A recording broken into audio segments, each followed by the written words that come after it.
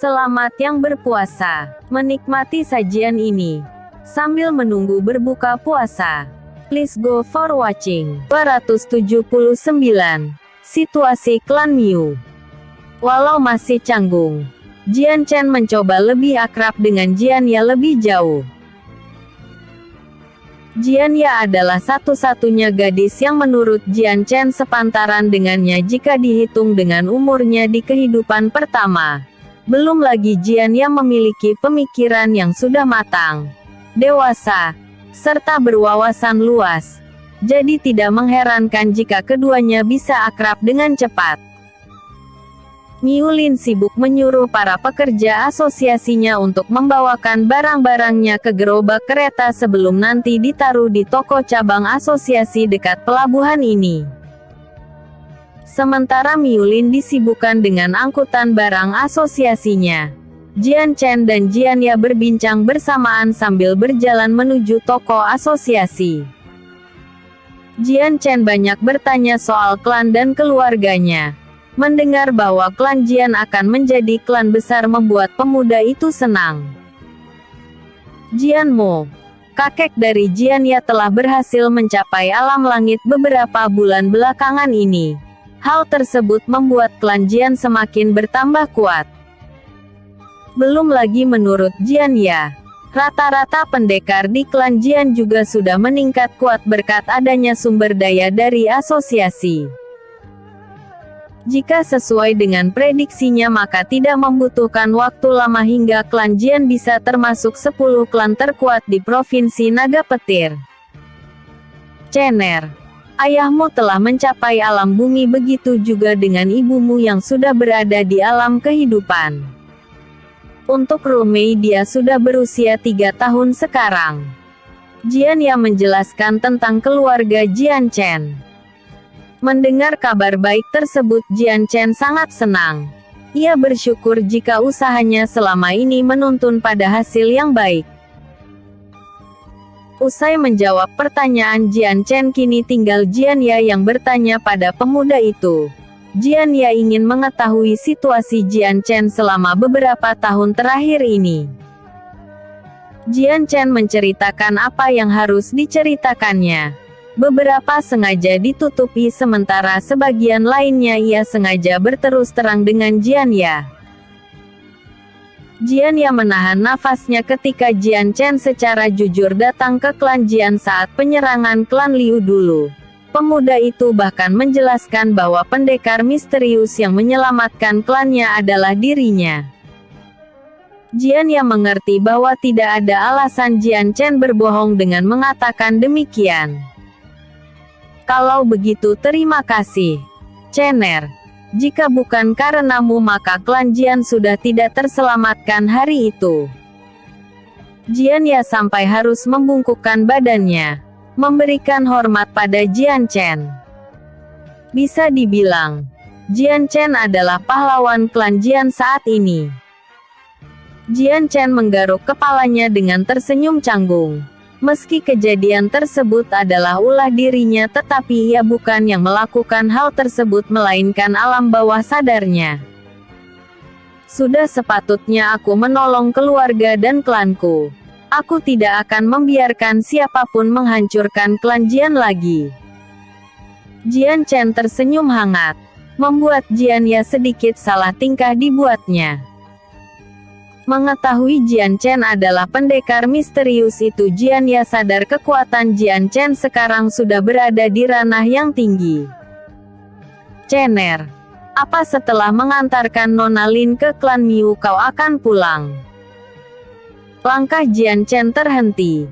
Ia mengerti dirinya sudah dekat dengan tempatnya pulang, tetapi ada urusan yang harus ia atasi dulu. Jian Chen akan pulang saat semua yang mengancam keselamatan klan Jian sudah dimusnahkan. Jian Chen dan Jian Ya tiba di toko asosiasi dekat pelabuhan tersebut. Ia langsung dibawa menuju ruangan pribadi karena Miu Lin berencana untuk menjamu keduanya di sana. Di ruangan itu, Nyatanya Miulin belum ada karena masih sibuk dengan pekerjaan-pekerjaan asosiasi yang belum selesai sehingga Jianya dan Jian Chen harus menunggu beberapa menit hingga gadis itu akhirnya datang. Kedatangan Miulin cukup membuat keduanya menaruh perhatian pada gadis itu. Pasalnya ekspresi Miulin tampak kusut dan cemas. "Nona Lin, apakah ada sesuatu?" tanya Jian Chen. Tuan muda Jian ini benar-benar gawat. Miulin sampai tidak bisa berkata-kata sehingga langsung menyerahkan sebuah surat padanya.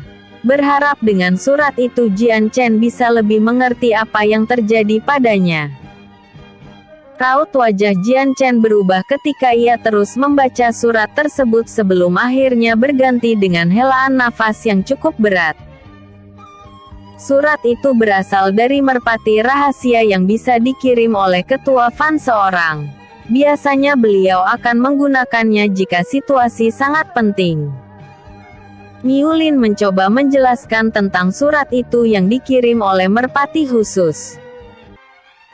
Miulin baru mendapatkan surat itu saat manajer toko memberikannya beberapa menit lalu. Tidak menyangka surat yang sama ditulis Miu Fan dengan isi mengenai situasi klan Miu. Dalam surat itu, klan Miu telah berhasil dikudeta oleh Miu Xian yang berkhianat dengan adanya bantuan dari para pendekar Kekaisaran Qilin. Kini Miu Xian telah menjabat menjadi pemimpin klan, dan semua tetua yang tidak menerima pada kudetanya akan langsung dipenjarakan. Kudeta itu dilakukan secara sembunyi-sembunyi sehingga penduduk klan Miu tidak ada yang mengetahui pemerintahan klan telah berubah kepemimpinan. Bukan hanya itu, setelah beberapa hari kudeta telah terjadi, klan Miu mulai didatangi oleh para pendekar Kekaisaran Qilin yang memasuki wilayah. Jika dihitung dengan jumlahnya, mereka seperti sebuah pasukan. Miulin takut bahwa klan Miu akan menjadi tempat persembunyian sementara pasukan Kekaisaran Qilin sebelum berperang dengan Kekaisaran Naga. Tentu saja Miulin juga menyadari incaran mereka juga berkaitan dengan asosiasinya. Satu yang dipikirannya bahwa mereka menginginkan resep pil yang dibuat Jian Chen. Dalam surat itu Miu Fan menyuruh agar Miulin, tetua yang tersisa, memberitahukan berita ini pada Kaisar Naga agar mereka segera bertindak. Miu Fan berharap Miulin mengirimkan seorang pendekar kuat untuk melawan para pendekar Kekaisaran Qilin di klan Miu. Bahkan kalau bisa pendekar itu berada di 10 jagoan terkuat di Provinsi Naga Petir. Miulin yakin bantuan yang tepat sesuai kriteria dari surat tersebut adalah Jian Chen. Karena menurutnya, Jian Chen bahkan lebih kuat dari jagoan nomor 1 Kekaisaran Naga. Meski menduganya tetapi menyaksikannya langsung terasa berbeda. Jian Chen bergumam pelan sambil menggelengkan kepalanya. Harus Jian Chen akui, pergerakan Kekaisaran Qilin lebih sigap dari perkiraannya. Sepertinya ia harus bertindak sesuatu agar mereka tidak seenaknya menyusup. Tersebut adalah Jian Chen. Karena menurutnya, Jian Chen bahkan lebih kuat dari jagoan nomor 1 Kekaisaran Naga. Meski menduganya tetapi menyaksikannya langsung terasa berbeda. Jian Chen bergumam pelan sambil menggelengkan kepalanya. Harus Jian Chen akui, pergerakan Kekaisaran Qilin lebih sigap dari perkiraannya. Sepertinya ia harus bertindak sesuatu agar mereka tidak seenaknya menyusup Kekaisaran Naga. Aku tak bisa membiarkan mereka berdatangan ke sini. Keluarga dan klanku bisa dalam bahaya. Jian Chen mengepalkan tangannya keras. Episode sebelumnya. Eps 278. Pertemuan lama. Episode berikutnya. Eps 280. Pendekar misterius. Eps 280. pendekar misterius. Miu Lin secara terang-terangan langsung meminta tolong pada Jian Chen meski ia merasa berat melakukannya karena harus merepotkan pemuda itu lagi. Jian Chen menghela nafas. Kepalanya terasa sakit ketika memikirkan kembali tentang Kekaisaran Qilin. Sepertinya kedamaian yang ingin ia ciptakan akan membutuhkan perjalanan yang panjang agar bisa tercapai. Di kehidupan pertama, Kekaisaran Qilin tidak pernah memulai konflik dengan Kekaisaran Naga sampai dirinya mati karena setahu Jian Chen mereka sibuk dengan masalahnya sendiri. Kekaisaran Qilin seharusnya mempunyai konflik besar dengan Kekaisaran Phoenix sejak 10 tahun terakhir karena kekaisaran itu berencana menguasai 4 kekaisaran yang ada di benua timur. Kekaisaran Phoenix adalah kekaisaran terkuat di benua daratan timur.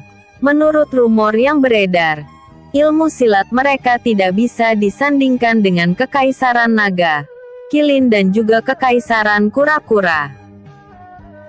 Bahkan jika ketiga kekaisaran bergandengan tangan untuk melawan Kekaisaran Phoenix bersama, Jian Chen ragu ketiga kekaisaran bisa mengalahkannya. Nona Lin, biarpun Anda tidak meminta tolong, aku akan tetap membantu ke sana. Bagaimanapun mereka sudah mengacaukan Kekaisaran Naga. Jian Chen menjelaskan bahwa ia akan pergi ke klan Miu hari ini juga. Kalau begitu, aku dan para pendekar asosiasi yang lain akan ikut bersamamu. Jian Chen berpikir sesaat sebelum akhirnya menyetujuinya. Ia tidak keberatan jika Miu Lin membawa para pendekarnya. Miu Lin kemudian angkat kaki setelah itu. Ia harus segera mempersiapkan para pendekarnya untuk pergi ke klan Miu sekarang. Cener, aku akan ikut ke sana. Aku tak bisa membiarkan Nona Lin dalam keadaan seperti ini. Jian Chen tersenyum lembut lalu mengangguk pelan. Dia sudah menebak bahwa Jian Ya juga akan ikut. Karena Jian Chen tidak mengetahui keadaan klan Miu setelah kudeta, sebaiknya ia harus menutup semua kemungkinan dengan bantuan orang lain. Miu Lin setidaknya membutuhkan waktu 2 jam untuk mengumpulkan semua pendekar asosiasi di dekat pelabuhan. Jian Chen melihat rata-rata kekuatan dari mereka berada di alam kehidupan ke atas. Miu Lin juga membawa 3 pendekar alam langitnya. Sekitar ada 30 pendekar yang berhasil dikumpulkan gadis itu. Miu Lin sebenarnya bisa membawa lebih banyak lagi tetapi akan membutuhkan waktu yang lama jika melakukannya. Setelah semuanya sudah siap, Jian Chen, Jian Ya, Miu Lin serta lainnya menuju ke tempat klan Miu berada. Mereka harus bergegas cepat sebelum matahari terbenam. Lokasi klan Miu cukup jauh dari kota maupun desa-desa di sekitarnya.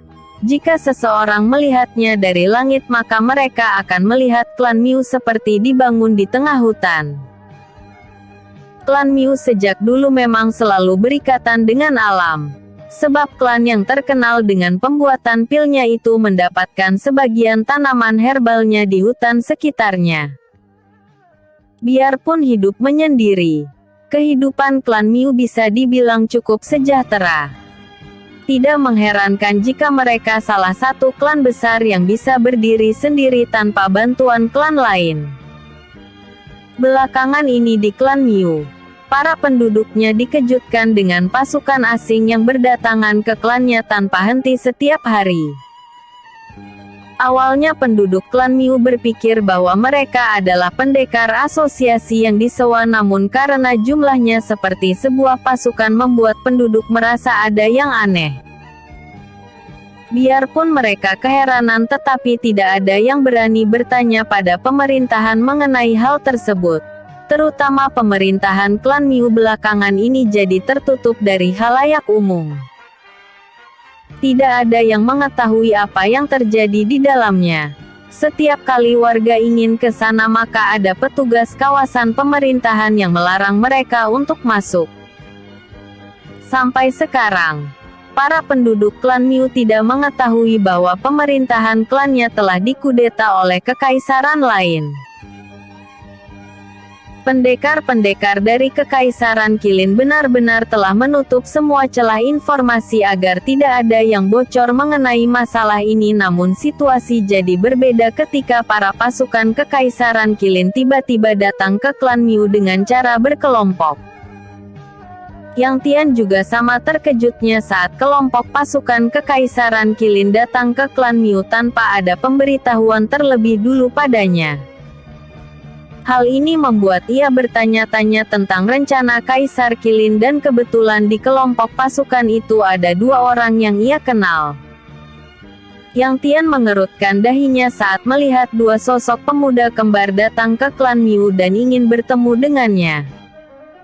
Yang Tian tentu saja mengenali dua pemuda itu karena mereka adalah salah satu pilar Kekaisaran Qilin sepertinya. Kedua pria kembar itu memiliki kekuatan yang tinggi. Meski berada di bawah kemampuannya, namun mereka adalah pendekar alam raja yang kuat. Jika keduanya saling bekerja sama, Yang Tian tidak yakin bisa keluar sebagai pemenang. Xiao Yan dan Xiao Yun, begitulah namanya didengar. Dua pendekar yang memiliki keahlian dalam permainan goloknya dan sering disebut-sebut sebagai setan golok kembar. Keduanya memiliki sifat yang rumit dan mungkin terkesan kejam. Mereka yang baru pertama kali melihat penampilannya akan menganggap keduanya sebagai laki-laki lugu tanpa tahu sikap aslinya yang tidak lebih dari seekor monster berkulit manusia. Dari 7 pilar Kekaisaran Qilin, keduanya terbilang yang paling sadis. Akan sulit membedakan kriminal dengan dua pemuda kembar itu. Apa yang membuat kalian ikut kemari? Bukankah hanya aku yang ditugaskan untuk menguasai klan ini oleh Yang Mulia? Yang Tian bertanya pada dua saudara kembar itu, menuntut penjelasan. Bukan hanya keduanya saja yang datang. Bahkan pasukan Kekaisaran Qilin juga ikut ke sini dengan jumlah yang luar biasa. Hal ini jelas akan terlihat mencurigakan baik bagi penduduk klan Miu maupun orang luar. Yang Tian berusaha sebaik mungkin agar tidak terlalu mencolok dalam rencananya. Sebab itu ia memperbolehkan Miu Xian jadi pemimpin klan Miu sebagai kedoknya. Aku juga tidak tahu, tapi kami disuruh Yang Mulia ke sini karena ada perubahan rencana. Xiao Yan menoleh ke adiknya, meminta ia untuk menjelaskan. Xiao Yun menghela nafas lalu melanjutkan penjelasan. Yang Mulia mengubah rencana awal. Kita akan terlebih dulu menguasai seluruh provinsi Naga Petir sebelum peperangan kekaisaran terjadi. Sebab itu aku membawa pasukan untuk membantu dalam penyerangan ini. Xiao Yun menceritakan bahwa Provinsi Naga Petir akan digunakan sebagai tempat persembunyian para pendekar Kekaisaran Qilin berkumpul jika peperangan terjadi. Meski tidak mengerti rencana Kaisar Qilin, namun tujuan keduanya datang adalah memang menyerang provinsi ini.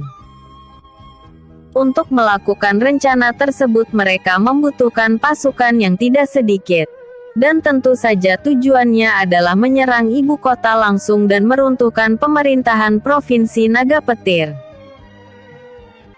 Dengan kekuatan ketiganya tidak sulit menguasai provinsi ini, namun mereka harus melakukan penaklukan ini secara tertutup, sehingga membutuhkan banyak pasukan untuk melakukan hal tersebut. Yang Tian menghela nafas. Sebenarnya pria sepuh itu sudah menduganya, namun tidak menyangka harus dilakukan secara tertutup seperti menyerang klan Miu. Ketika ketiganya berdiskusi, seseorang datang ke ruangan mereka dengan terburu-buru. Terlihat bahwa orang itu ingin melaporkan hal penting. Orang itu kemudian menjelaskan bahwa dari atas langit klan Miu tiba-tiba muncul seorang pendekar yang melayang di udara. pendekar itu telah berhasil membunuh salah satu pendekar alam langit dari Kekaisaran Qilin dengan mudah. Yang Tian mengerutkan dahi. Ia tidak menyangka akan diserang secara terbuka seperti ini. Hal tersebut menunjukkan bahwa kudeta klan Miu sudah bocor keluar klan.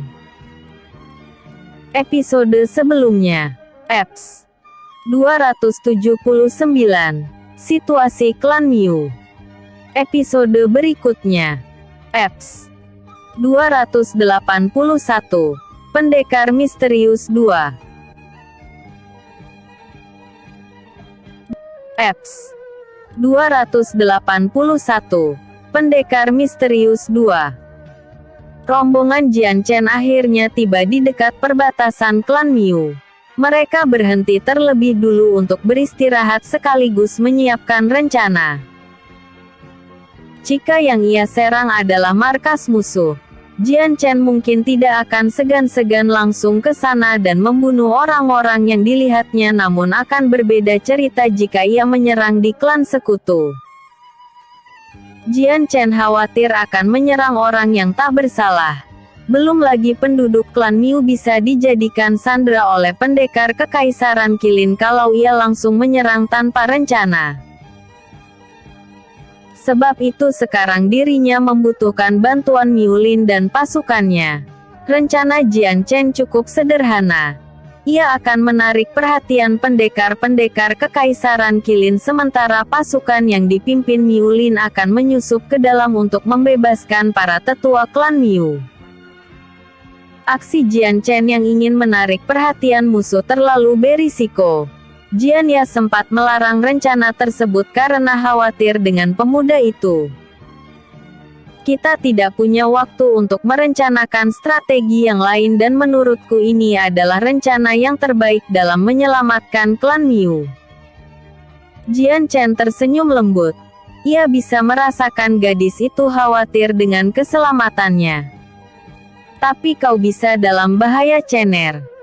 Jian Ya masih membujuk agar Jian Chen mengubah strateginya. Tidak akan. Aku amat percaya diri dengan kemampuanku. Justru sekarang aku lebih khawatir dengan keselamatan dirimu yang menyusup ke sana. Jian Chen mengelus pipi Jian Ya, membuat wajah gadis itu memerah. Jian Ya sudah menyadari sejak awal kalau Jian Chen mempunyai rasa suka padanya. Ketika pemuda itu membuat pendekatan sebagai seorang lelaki, Jian Ya sama sekali belum siap meski dalam hatinya ia sangat senang. Selama ini alasan Jian Ya menutup hatinya dari pria lain karena sudah mempunyai perasaan pada seseorang yang telah mencuri hatinya. Waktu dulu Jian Chen mungkin masih berusia 14-15 tahunan sehingga Jian Ya tidak mau menonjolkan perasaan sukanya. Tapi sekarang Jian Chen telah berubah semenjak hampir 3 tahun tidak bertemu.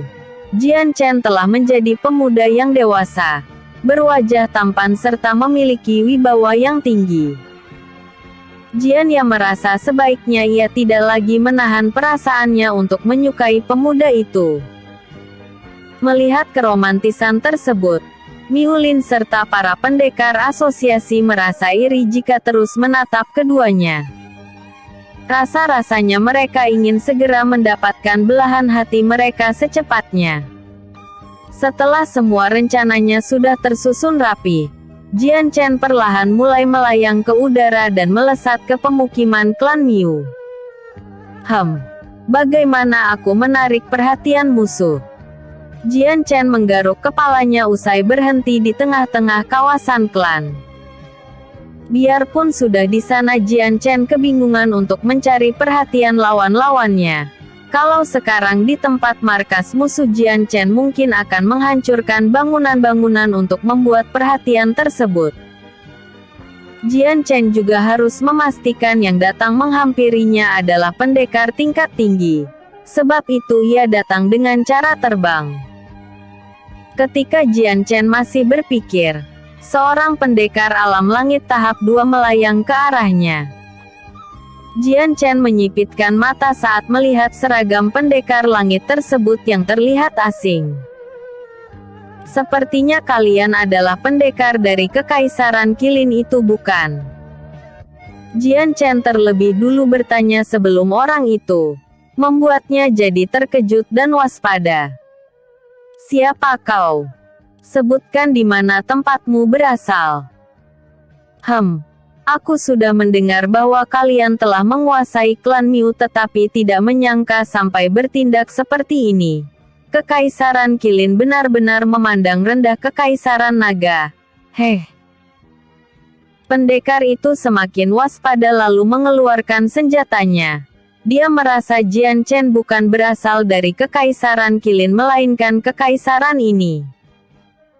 Kau sangat percaya diri datang ke kandang musuh. Apa kau tidak bisa berpikir bagaimana cara membedakan keberanian dengan kebodohan? Pendekar itu tertawa mengejek. Perhatian Jian Chen nyatanya tidak sedang ke pendekar tersebut melainkan ke area klan Miu. Jian Chen bisa melihat ada beberapa alam langit Kekaisaran Qilin yang lain di sana. Kau berani mengalihkan perhatianmu saat berbicara. Aku cukup yakin ada yang salah dengan otakmu. Pendekar itu kemudian menghunus pedangnya. Aku sang pendekar pedang petir. Tidak akan membiarkan kau hai. Jian Chen mendengus. Sebelum pendekar itu menyelesaikan kalimatnya, ia sudah bergerak cepat dan memotong kepala pendekar tersebut. Kau terlalu banyak berbicara. Membuat telingaku sakit saja. Jian Chen mengibaskan pedang asuranya. Membersihkannya dari darah sementara jasad pendekar itu mulai jatuh ke bawah.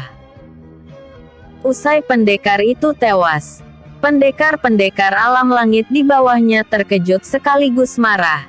Mereka langsung terbang ke arah Jian Chen. Beraninya kau membunuh Tetua Du.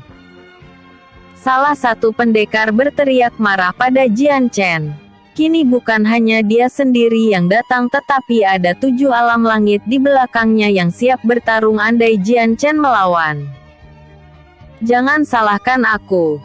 Dialah yang meremehkan lawannya sehingga membuatnya jadi lengah.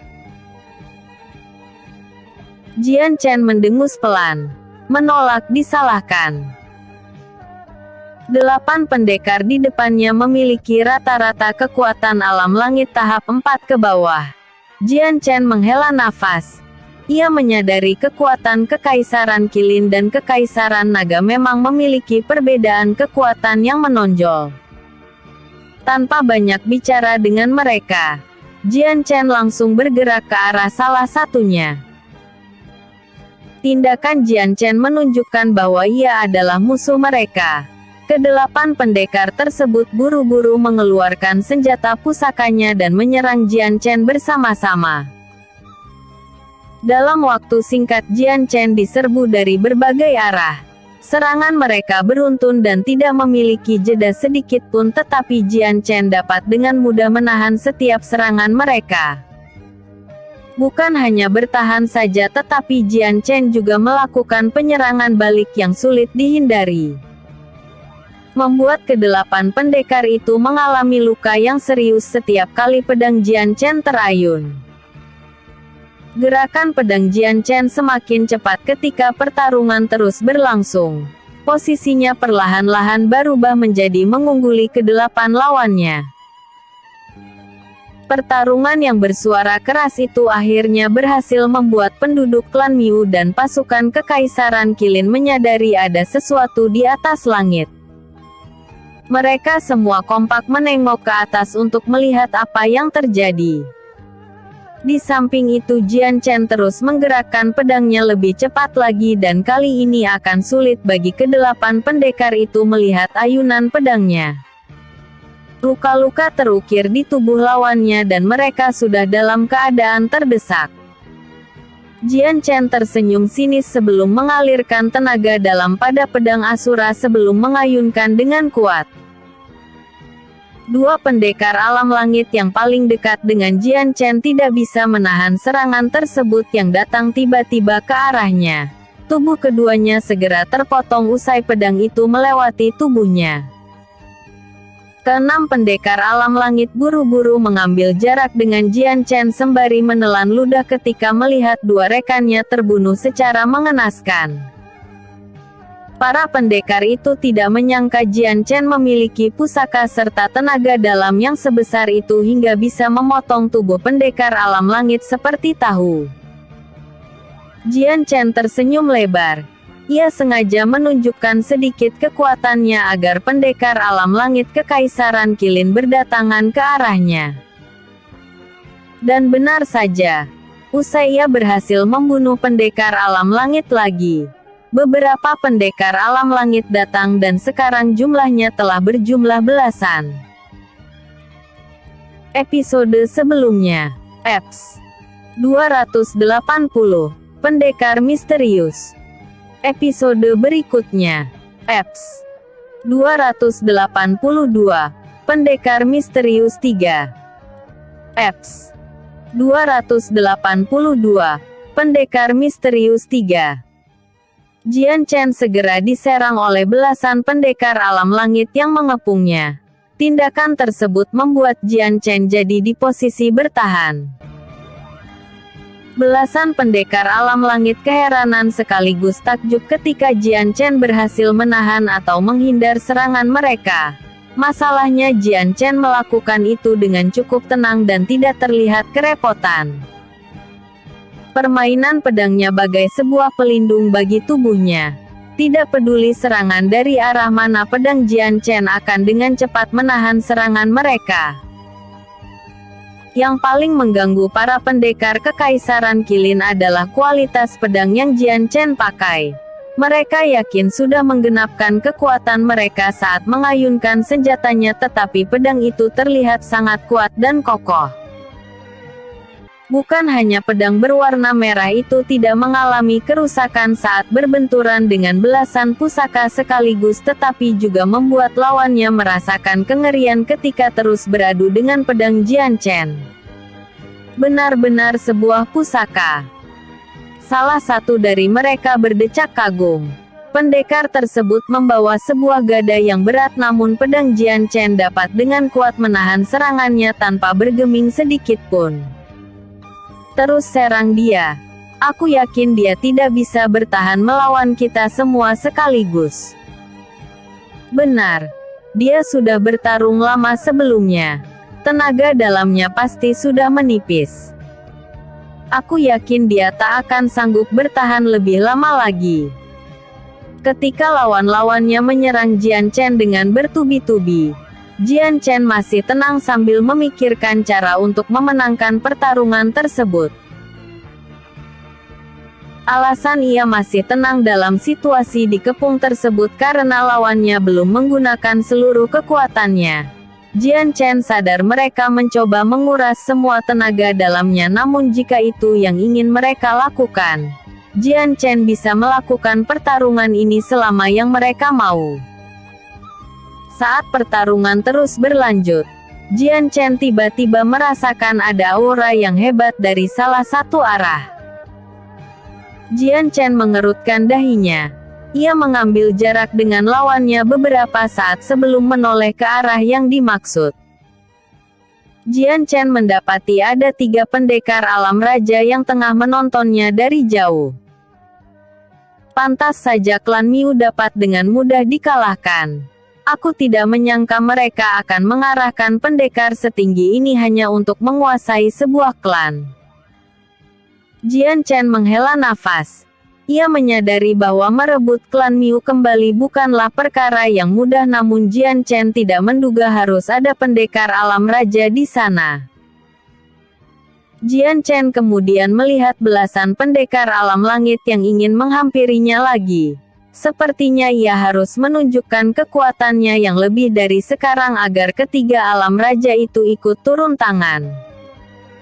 Jian Chen menarik nafas yang dalam sebelum maju dan mulai menyerang mereka balik. Teknik pedang gerhana, tarian Dewi Rembulan. Jian Chen menggunakan teknik pedangnya yang dipadukan dengan tarian yang indah. Ketika ia hendak dikepung lagi oleh lawannya, teknik itu dapat dengan mudah mematahkan serangan mereka. Pedang Jian Chen langsung terselimuti api putih.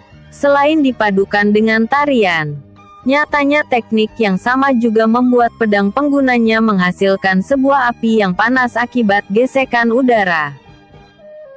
Gerakan Jian Chen jadi lebih cepat serta diiringi gerakan yang rumit.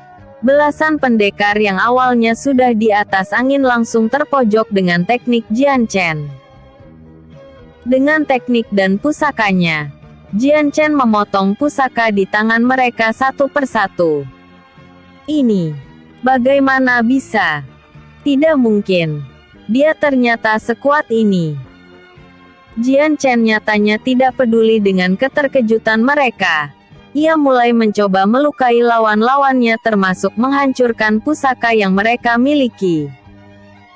Alhasil beberapa pendekar mulai terluka di tangan Jian Chen dan setiap cedera yang mereka alami hampir semuanya adalah luka bakar dan tebasan pedang. Menyadari situasinya, belasan pendekar alam langit mulai sadar Jian Chen adalah ancaman yang membahayakan nyawa mereka jika terus bermain-main. Mereka langsung mengeluarkan pusaka rahasia atau senjata andalannya masing-masing. Jian Chen tersenyum sinis. Harus ia akui pendekar Kekaisaran Qilin memang menganggap remeh para pendekar Kekaisaran Naga. Jian Chen kembali menyerang. Permainan pedangnya yang lincah segera menekan belasan lawannya. Jian Chen berhasil membuat goresan pada lawannya sementara belasan pendekar alam langit itu tidak berhasil melukai Jian Chen. Ketika pedang Asura berbenturan dengan senjata lawannya, akan ada bunyi keras yang memekakkan telinga. Benturan tersebut menunjukkan kekuatan ayunan Jian Chen yang sangat kuat, membuat pusaka lawannya mengalami retakan halus setiap kali terbentur. Para pendekar alam langit menelan ludah saat merasakan kekuatan ayunan Jian Chen. Tangan mereka terasa nyeri setiap kali beradu serangan. Mereka mencoba menghindari ayunan pedang Jian Chen daripada menahan serangannya, namun keputusan tersebut adalah hal yang keliru. Jian Chen menggunakan teknik pedang gerhana lagi yang tiba-tiba muncul di belakang mereka. Tiga alam langit tidak bisa mengikuti kecepatan gerakan Jian Chen sehingga ayunan pedang Asura selanjutnya segera membunuh ketiganya dalam satu kali serangan. Pendekar yang tersisa langsung berekspresi pucat saat melihatnya. Mereka kini memandang Jian Chen penuh ketakutan. Berbeda dengan reaksi lawannya, Jian Chen justru amat menikmati pembunuhan tersebut. Lagi-lagi pedang Asura akan membuatnya merasa bergairah setiap kali ia membunuh. Jian Chen melihat ke arah tiga alam raja tersebut. Mereka tampak terkejut dengan apa yang ia lakukan, tetapi ketiganya masih belum bergerak. Apa mereka menunggu kelelahan? Kalau begitu bawahan mereka tidak akan selamat jika tidak segera membantu. Jian Chen bergumam pelan sebelum tersenyum lebar pada lawan-lawannya. Jian Chen menarik nafas yang dalam lalu melakukan perubahan jenis di mulutnya. Elemental api. Hembusan nafas bola api. Jian Chen tiba-tiba menyemburkan bola api raksasa di mulutnya yang melesat cepat ke arah lawannya. Para pendekar alam langit melotot menyaksikan hal tersebut. Bola api Jian Chen sangat besar, cukup membuat mereka terpanggang ke dalamnya. Salah satu pendekar alam langit dari mereka segera menghentikan bola api raksasa Jian Chen dengan elemen air. Tetapi ketika air yang dikeluarkannya mendekati bola api Jian Chen, air itu segera menguap begitu saja. Bola api yang dikeluarkan Jian Chen selain besar juga memiliki suhu yang sangat panas. Menyadari tidak berhasil dengan satu orang saja, tiga pendekar lain yang memiliki elemen yang sama langsung menyemburkan air bersama-sama sehingga menghasilkan kubah air yang cukup besar. Semburan air itu berhasil menahan laju api Jian Chen, tetapi di sisi lain ketika air dan api bertemu, Uap dengan asap tebal segera memenuhi area sekitarnya yang menghalangi jarak pandang. Asap tersebut membuat mereka tidak bisa melihat ke sekelilingnya. Jian Chen memanfaatkan kondisi tersebut dengan menyerang mereka dari arah belakang. Dia bergerak cepat ke arah lawannya dan segera menghabisi mereka dalam sekali serangan. Asap dari uap itu tidak bisa bertahan lama sehingga Jian Chen hanya menyisakan 4 pendekar alam langit lagi. Pendekar Kekaisaran Qilin yang menonton di bawah sampai sulit berkata-kata ketika melihat rekan mereka satu persatu mulai berjatuhan dari langit. Jian Chen ingin menyerang 4 pendekar alam langit yang tersisa namun tiba-tiba dari jarak yang jauh. 1 dari 3 alam raja yang menonton pertarungan akhirnya mulai bergerak ke arahnya. Jian Chen tersenyum tipis. Ia berpikir sudah membuat mereka bertiga langsung turun tangan setelah menunjukkan kekuatannya namun sepertinya ia masih dipandang remeh oleh mereka. Episode sebelumnya. Eps 281.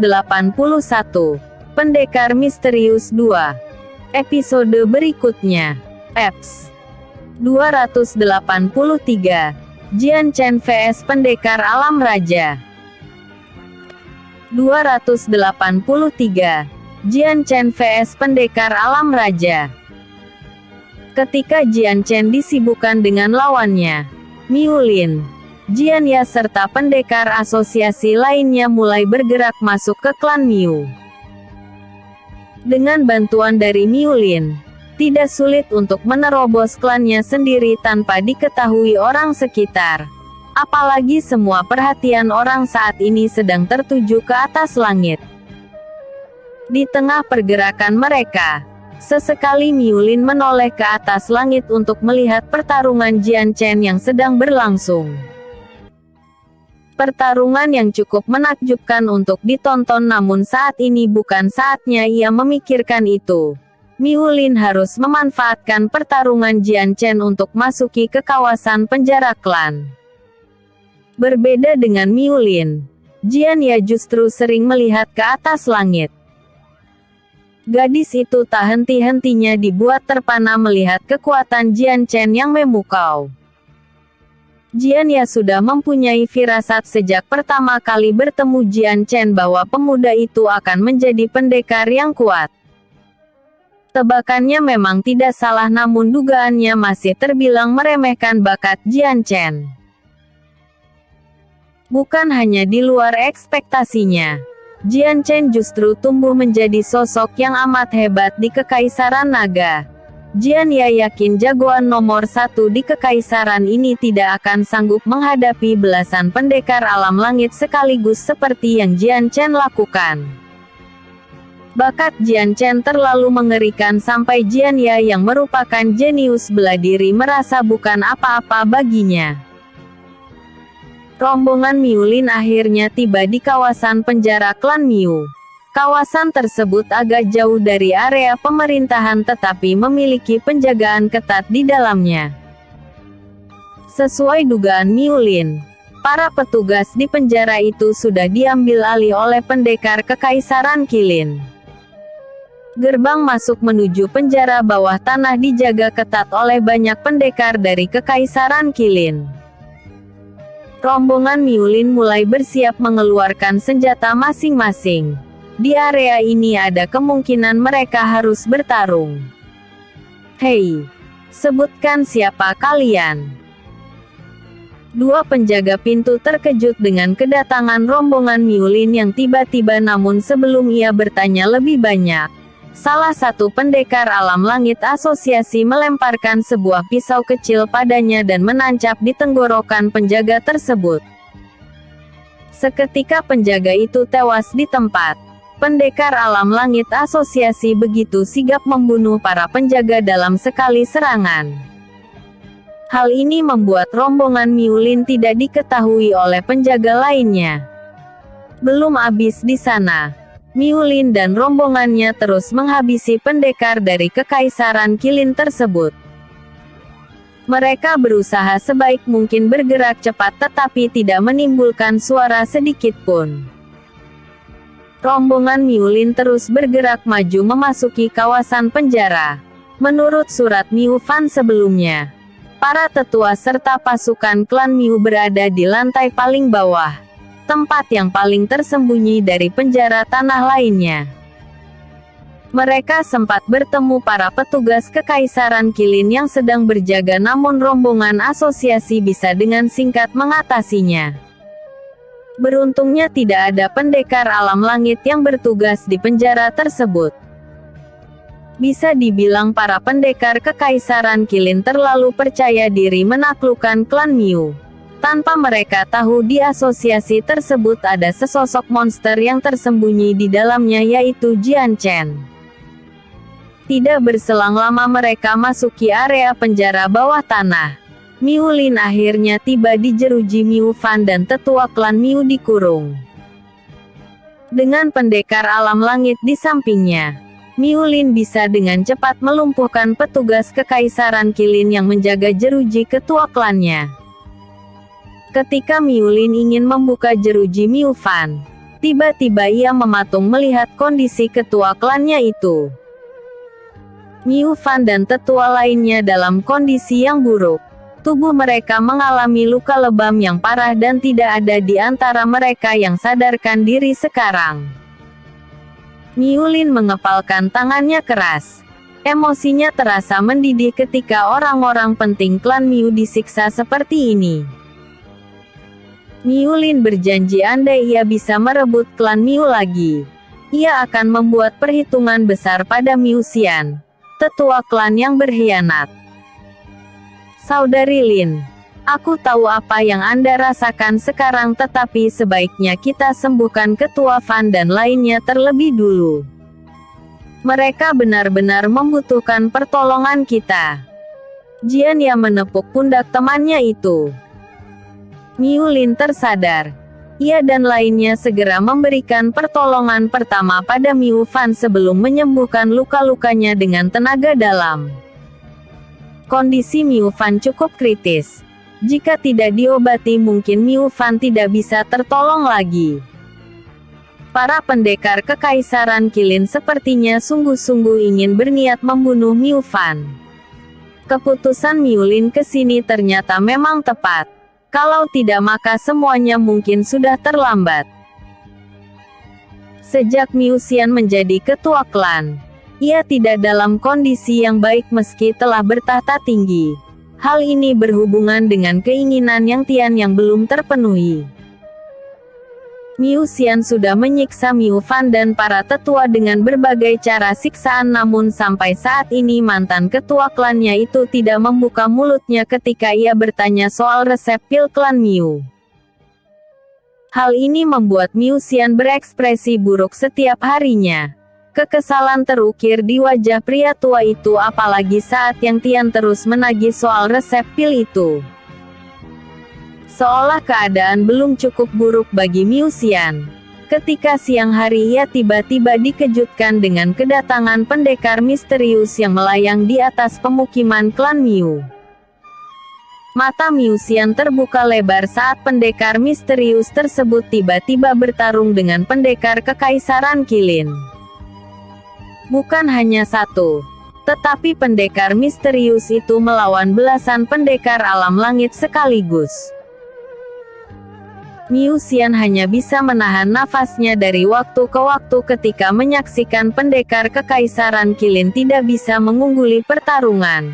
Sebaliknya justru pendekar misterius itu berada di atas angin saat menghadapi mereka. Bukan hanya pendekar misterius itu membuat lawannya menjadi tidak berdaya, tetapi ia juga dapat melukai musuh-musuhnya dengan tekniknya yang memukau. Perlahan tapi pasti para pendekar Kekaisaran Qilin mulai dikalahkan oleh pendekar misterius tersebut. Satu persatu jasad lawannya berjatuhan di atas langit bagai sebuah hujan. Miu Xian mempunyai firasat buruk soal ini. Ia yakin pendekar misterius itu datang ke sini berkaitan dengan asosiasi klan Miu.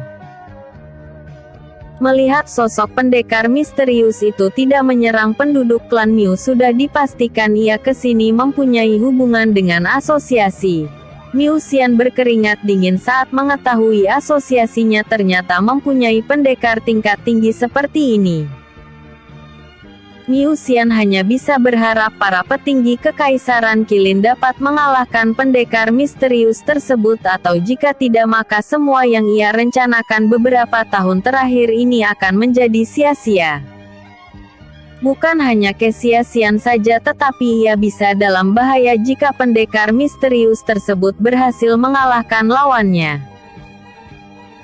Aku pernah mendengar bahwa asosiasi ini memiliki kekuatan yang misterius.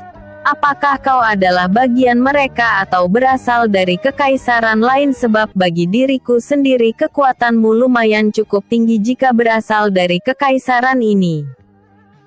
Xiao Yan sudah mengeluarkan goloknya. Tersenyum lebar pada Jian Chen. Apakah identitasku penting? Kau hanya bisa menyalahkan nasib burukmu karena datang ke kekaisaran ini. Jian Chen tertawa kecil. Cukup basa-basinya. Bagaimana kalau kita langsung bertarung? Aku sedikit kesal karena kalian menungguku terlalu lama. Xiao Yan ingin berkata dengan nada mengejek lagi, tetapi Jian Chen sudah menyadari tindakannya. Ia langsung bergerak ke arah pria bersenjata golok itu dan mengayunkan senjatanya. Episode sebelumnya. Eps 282, Pendekar Misterius 3. Episode berikutnya. Eps 284, Jian Chen vs Pendekar